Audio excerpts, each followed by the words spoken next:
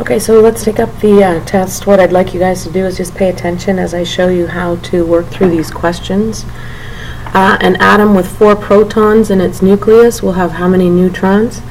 Don't forget that according to the atom family, the number of protons equals the number of neutrons. So if there's 4 protons, then there's 4 neutrons.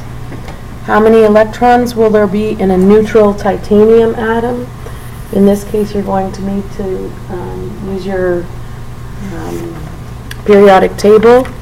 Find titanium. Titanium has 22 as its atomic number.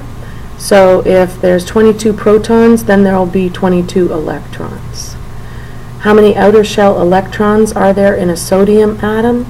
Once again, you have to look at the periodic table, and there's 11 is the atomic number. So that means, so here's sodium, its outer shell is going to have 1 electron, because 2, 8, and then 1 more makes 11. Okay, next one. A lithium ion will have how many electrons in its orbits? Okay, so don't forget lithium. Atomic number is 3, so that means the first shell has 2, second shell has 1.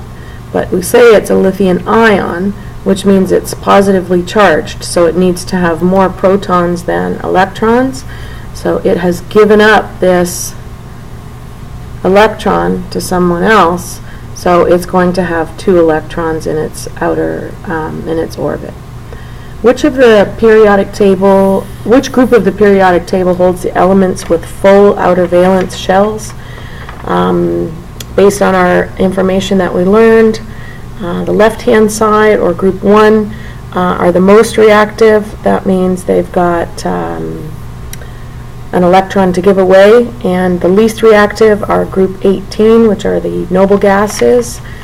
So they don't want to give any away because their outer valence shells are full. So it's group 18 with the full outer valence shells. What are the names of the subatomic particles?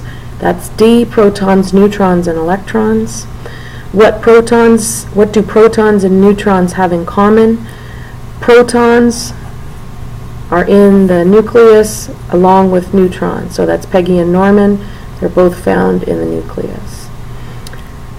Okay, what do elements in group 18 have in common? We just talked about that. They have full valence shells. That's why they're unreactive. Which group of the periodic table are the most reactive elements found? Those are the ones up along the left-hand side, the ones that want to give away their electrons because they only have 1 in their outer shell. So that's group 1. And a sodium ion, sodium plus, will have how many protons in its nucleus? Okay, so let's look at sodium. Sodium's atomic number is 11. And so it will have 11 protons in its nucleus, because even though it's an ion, the ionization has to do with electrons, not protons. So the number of protons always remains the same in an ion. So the answer is 11. Okay, the last one, bonus. Draw and label an atom of boron showing the electrons in the correct valence shell. Okay, so boron is found in group 13. It has an atomic number of 5, so it has 5 protons, 5 neutrons, and it says an atom of boron, and we always assume that it's the neutral atom. So the first shell can hold 2 electrons, and there needs to be 5, so that means the second shell can fit 3 electrons. Okay, so this is boron.